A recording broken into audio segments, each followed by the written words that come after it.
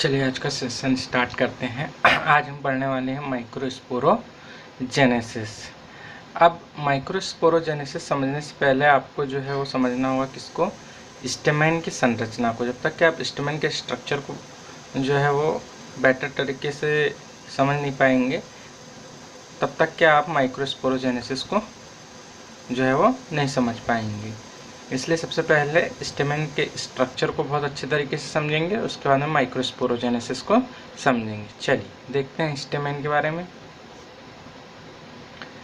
Stamen, ठीक है, is the male reproductive structure of flower. It is made up of a filament and anther. जैसा कि मैंने आपको पहले बताया था, स्टेमेन जो होता है वो फ्लावर का एक मेल रिप्रोडक्टिव स्ट्रक्चर होता है, एक मेल रिप्रोडक्टिव स्ट्रक्चर है।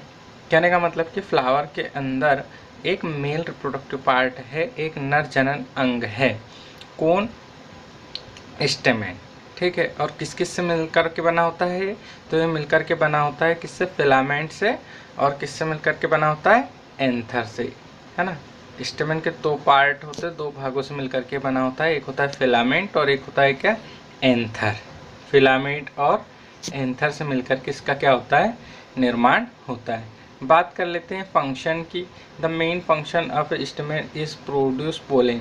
है, मेन फंक्शन क्या है स्टेमेन का? स्टेमेन जो होता है वो पोलन ग्रेन्स का फॉर्मेशन करता है। पोलन ग्रेन को हम क्या बोलते हैं? माइक्रोस्पोर कहते हैं। और माइक्रोस्पोर बनने की प्रोसेस क्या कहलाती है? माइक्रोस्पोर बनने की प्रोसेस को हम कहते हैं microsporogenesis. The process in which micro spore are form is called microsporogenesis. तो पोलन ग्रेन बोलूँ मैं या माइक्रोस्पोर बोलूँ, आपको बिल्कुल भी कंफ्यूजन नहीं होना है, दोनों एक ही चीज़ है। तो स्टेमेन के बारे में आप समझ गए हैं। स्टेमेन क्या है? फ्लावर है। फ्लावर का एक बहुत ही इम्पोर्टेंट पार्ट है। कैसा पार्ट है? ये मेल रिप्रोडक्टिव पार्ट है ना। मेल रिप्रोडक्टिव पार्ट है। किससे मिलकर के बना होता है? फिलामेंट और एंथर से मिलकर के बना होता है। फंक्शन क्या है? पोलन ग्रेन या माइक्रोस्पोर को प्रोड्यूस करना इसका मेन फंक्शन है। चलिए देखते हैं कि जिन दो पार्टों से मिलकर के जो है वो स्टेमेन बनता है उनके फंक्शंस क्या है और वो किस टाइप से होते हैं। एक पार्ट मैंने आपको बताया था क्या है? फिलामेंट है। Filament hair like stalk of the stamen which bear a anther. Filament जो होता है एक पतले धागे की समान संरचना होती है जिस पर एंथर लगा हुआ होता है, जो एंथर से अटैच्ड होता है ना।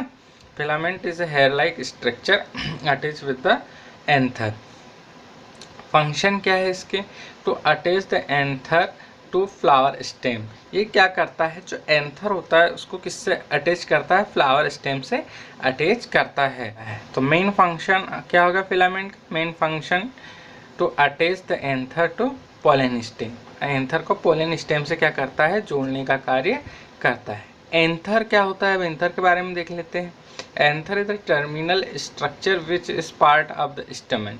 एंथर जो होता है वो किसका? टर्मिनल स्ट्रक्चर होता है, ठीक है। और इसका फंक्शन क्या है? प्रोड्यूस एंड कंटेनिंग पोलन, है ना। क्या करता है ये? पोलन ग्रेन को प्रोड्यूस करता है, पोलन ग्रेन को बनाने का काम करता है। कौन? एंथर। यहाँ तक के क्लियर हो गए। चलिए अब आगे देखते हैं, ठीक है। अब ये स्ट्रक्चर में देखिए आपको दोनों चीज़ें जो है वो स्पष्ट रूप से दिखाई देगी। ये क्या है? ये एक एंथर है, ठीक है। ये क्या है? एक फिलामेंट है। ये क्या है? फिलामेंट है, ठीक है। इसको हम क्या कह देते हैं? फिलामेंट कह देते हैं, ठीक है। एंथर जो होता है वो कैसा होता है? वो बाइलोब्ड होता है। एंथर हमेशा कैसा होता है? एंथर हमेशा बाइलोब्ड होता है। कहने का मतलब ये है कि उसमें कितने लोब्स होते हैं? उसमें दो लोब्स होते हैं, ठीक है। एक ये वाला इस साइड का लोब दिख रहा है आपको, ठीक है। एक लोब ये हो गया, एक लोब ये हो गया। इस स्ट्रक्चर में अगर जो आप देखें तो ये यहाँ से इतना पार्ट जो है वो एक लोब और ये एक दो लोब। कहने का मतलब ये है कि हर एंथर जो होता है वो बाइलोब्ड होता है। उसमें कितने लोब होते हैं? दो लोब होते हैं। और एक लोब के अंदर, है ना, each lobe have a two pollen sac or a two microsporangia. एक लोब के अंदर दो पोलन सेक पाए जाते हैं। यहाँ पर आपको ये दो गोलाकार संरचनाएं दिख रही है एक साइड, और दूसरे साइड में भी दो गोलाकार संरचनाएं दिख रही है। कहने का मतलब ये है कि एक एंथर में दो लोब होते हैं, और एक लोब में कितने पोलेंसेक होते हैं? दो पोलेंसेक होते हैं। पोलेंसेक को हम माइक्रोस्पोरेंजिया भी कहते हैं, है ना। तो एक एंथर में दो लोब, और एक लोब में दो पोलेंसेक या दो माइक्रोस्पोरेंजिया। इस प्रकार से एक पोलेंसेक में दो माइक्रोस्पोरेंजिया, और दूसरे साइड के लोब में जो है वो दो माइक्रोस्पोरेंजिया, है ना। इस प्रकार से एक साइड के लोब में दो माइक्रोस्पोरेंजिया और दूसरे साइड के लोब में दो माइक्रोस्पोरेंजिया। कुल मिलाकर एक एंथर के अंदर कितने माइक्रोस्पोरेंजिया हो गए? 4 माइक्रोस्पोरेंजिया। तो एक एंथर जिसके दो लोब में कुल टोटल कितनी माइक्रोस्पोरेंजिया पोलेंसेक? 4, जिनके अंदर क्या बनेंगे? पोलन ग्रेन का क्या होगा? फॉर्मेशन होगा। ये यहाँ पर देखिए और स्पष्ट जो है वो डायग्राम है। ये वाला पार्ट क्या है? एंथर है। ये जो आपको वाइट सा दिख रहा है फिलामेंट टाइप, ये क्या है? ठीक है, ये फिलामेंट है वाइट कलर का जो दिख रहा है आपको, है ना। ये क्या है? फिलामेंट है। ये एंथर है, बाइलोब्ड है। एक लोब ये हो गया, ठीक, इस साइड। दूसरा लोब ये हो गया इस साइड, ठीक है। और हमने इसको ओपन करके देखे तो इसमें हमको कितने पोलेंसेक दिखाई दिए? 4 पोलेंसेक हमको दिखाई दिए, जिसके अंदर किसका फॉर्मेशन होगा? पोलन ग्रेन का फॉर्मेशन। और पोलन ग्रेन के फॉर्मेशन की प्रोसेस को क्या कहते हैं हम? माइक्रोस्पोरोजेनेसिस। या पोलन ग्रेन को ही हम क्या कहते हैं? माइक्रोस्पोर कहते हैं। इसलिए इसके फॉर्मेशन की प्रोसेस क्या कहलाती है? इसके फॉर्मेशन की प्रोसेस को हम कहते हैं microsporogenesis. The process in which pollen grain or microspore are form is called microsporogenesis. ठीक है, तो माइक्रोस्पोरोजेनेसिस किस टाइप से होता है? इन एच लोब वन और मोर हाइपोडर्मल सेल आर प्रेजेंट। एक लोब के अंदर एक या एक से अधिक क्या होती है? हाइपोडर्मल सेल होती है ना। जो मैंने बताया आपको कि एंथर के जो लोब होते हैं उन लोब में एक या एक से अधिक हाइपोडर्मल सेल प्रेजेंट होती है। The hypodermal cell increase size and dense cytoplasm this cell are called archesporial cell. जब एक हाइपोडर्मल सेल अपने आकार को बड़ा कर लेती है और उसका साइटोप्लाज्म क्या हो जाता है? डेंस हो जाता है, तो वो जो हाइपोडर्मल सेल होती है वो हाइपोडर्मल सेल किस में कन्वर्ट हो जाती है? आर्चियोस्पोरियल सेल में कन्वर्ट हो जाती है। The archesporial cell divide into 2 cell. Archesporial cells जो होती है वो 2 सेल्स में डिवाइड हो जाती है। बाहर की ओर प्राइमरी पेराइटल सेल और अंदर की ओर प्राइमरी स्पोरोजिनस सेल में क्या हो जाती है? डिवाइड हो जाती है। अब माइक्रोस्पोर का फॉर्मेशन हम देख रहे हैं। तो माइक्रोस्पोर के फॉर्मेशन में सबसे पहले क्या होता है? एंथर लोब में हाइपोडर्मल सेल प्रेजेंट होती है, वो अपने साइज को इंक्रीज करेगी, ठीक है। उसका साइटोप्लाज्म क्या हो जाएगा? डेंस हो जाएगा। फिर जब उसका साइज इंक्रीज हो जाएगा, साइटोप्लाज्म में डेंस हो जाएगा, तो वो हाइपोडर्मल सेल किस में कन्वर्ट हो जाती है? आर्चियोस्पोरियल सेल में कन्वर्ट हो जाती है। आर्चियोस्पोरियल सेल डिवाइड होती है और 2 सेल बनाती है। बाहर की ओर प्राइमरी पेराइटल सेल और अंदर की ओर प्राइमरी स्पोरोजिनस सेल का क्या करती है? फॉर्मेशन करती है। अब ये चार्ट से हम देखते हैं किस टाइप से क्या होता है। ये देखिए, ये क्या है? आपकी हाइपोडर्मल सेल है, ठीक है। ये क्या है? आपकी हाइपोडर्मल सेल है। हाइपोडर्मल सेल ने क्या किया? अपने साइज को इंक्रीज किया और उसका साइटोप्लाज्म क्या हो गया? डेंस हो गया। इसको हमने क्या कह दिया? इसको हमने कह दिया आर्चियोस्पोरियल सेल कह दिया, है ना। पेरी क्लिनल डिवीजन हुआ किसमें? आर्चियोस्पोरियल सेल में 2 सेल्स बनी। एक बनी आपकी क्या? प्राइमरी पेराइटल सेल जो बाहर की ओर प्रेजेंट होगी, और एक क्या बनी? प्राइमरी स्पोरोजिनस सेल बनी। प्राइमरी पेराइटल सेल किसका फॉर्मेशन करती है? एंथर की सेल वॉल का फॉर्मेशन करती है। प्राइमरी पेराइटल सेल से क्या बनेगी? एंथर सेल वॉल बनेगी। कौन कौन सी एंथर सेल वॉल बनेगी? तो इससे बनेगी एपिडर्मिस बनेगी आपकी, ठीक है। इसके बाद में एंडोथीशियम बनेगी, मिडिल लेयर बनेगी, और क्या बनेगी? टैपिटम का क्या होगा? फॉर्मेशन होगा। ये 4 एंथर सेल वॉल बनेगी। सबसे बाहर की ओर रहेगी एपिडर्मिस, उसके अंदर की ओर रहेगी एंडोथीशियम, उसके अंदर की ओर रहेगी क्या? मिडिल लेयर, और सबसे लास्ट में जो पोलन ग्रेन के टच में रहती है, ठीक है, वो होती है आपकी टैपिटम। और टैपिटम के बारे में एक चीज़ और याद रखें आप कि टैपिटम बहुत ज़्यादा क्वेश्चन आते हैं नीट और जीएनटी में। टैपिटम जो होती है एक न्यूट्रिटिव लेयर होती है, नरिशमेंट प्रोवाइड करती है। किसको? जो डेवलप हो रहे हैं माइक्रोस्पोर है, पोलन ग्रेन है जो विकसित हो रहे हैं, उनको पोषण प्रदान करने का कार्य करती है।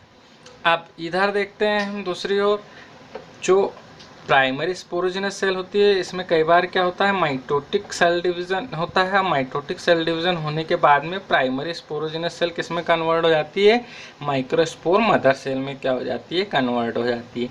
माइक्रोस्पोर मदर सेल में क्या होता है फिर कि माइक्रोस्पोर मदर सेल जो होती है, इसमें क्या होता है, माइक्रोस्पोर मदर सेल में माइक्रोस्पोर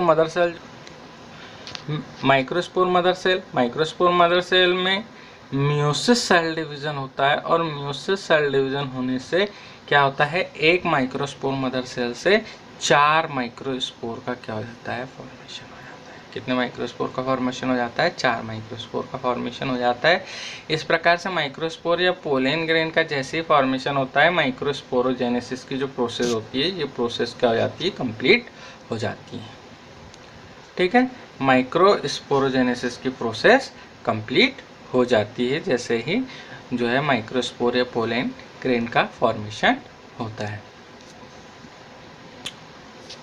चलिए, एक डायग्राम दिया हुआ है आपको यहाँ पर, इसको समझ लेते हैं हम।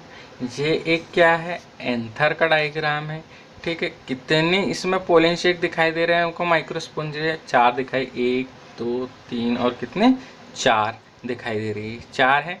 बीच वाले हिस्से को हम नहीं गिनते, ये क्या है, कनेक्टिव है, ये जोड़े रखने का कार्य करता है। ठीक है, दोनों एंथर लोब को जोड़ने का कार्य करता है। तो हमको जो राउंडेड जो दिखाई दे रही है, ठीक है, पोलेन शेक को कितने 4, 1 2 3 और ये 4 क्या होते हैं, बीच वाले को नहीं गिनेंगे, वो क्या कनेक्टिव है, वो दोनों लोब्स को जोड़ने का कार्य करता है। वो कोई माइक्रोस्पोरेंजिया या पोलेन शेक नहीं है। 4 पोलेन शेक दिखाई देते हैं। बात कर लेते हैं एंथर सेल वॉल की, जो किससे बनती है, प्राइमरी पेराइटल सेल, तो सबके बाहर की और एपिडर्मिस, फिर क्या है एंडोथेसियम, फिर क्या है मिडिल लेयर। ठीक है, और मिडिल लेयर के नीचे में क्या है आपकी टेपिटम, और ये जो आपको बीच में जो मैंने गोलाकार राउंड करके दिखाया क्या है, माइक्रोस्पोर मदर सेल, जो बिल्कुल अंदर की ओर प्रेजेंट होती है। जो क्या होती है, बिल्कुल अंदर की ओर प्रेजेंट होती है, टेपिटम के अंदर की ओर प्रेजेंट होती है। ठीक है, ये माइक्रोस्पोर मदर सेल को नरिशमेंट प्रोवाइड करने का कार्य किसका होता है, टेपिटम का होता है। ठीक है, और यही माइक्रोस्पोर मदर सेल क्या करती है, ये करती है आपकी मियोसिस सेल डिवीजन, और क्या बना लेती है, यहाँ पर जो आपको छोटे छोटे स्पॉट्स दिख रहे हैं, ये सब क्या है, ये सभी माइक्रोस्पोर या पोलेन ग्रेन है, इनका फॉर्मेशन कर लेती हैं। तो इस डायग्राम में सारी सब चीज़ें क्लियर हो गई। यहाँ पर हमारा जो है पोलेन ग्रेन का फॉर्मेशन हो गया, और हमारी माइक्रोस्पोरोजेनेसिस की जो प्रोसेस थी, वो प्रोसेस क्या हो गई, कंप्लीट हो गई। अब नेक्स्ट जो लेक्चर आएगा या नेक्स्ट जो वीडियो लेक्चर आएगा, उसमें हम मेगा स्पोरोजेनेसिस की प्रोसेस को पढ़ेंगे कि मेगा स्पोरोजेनेसिस की प्रोसेस कैसी होती है, कैसे एक सेल का फॉर्मेशन होता है।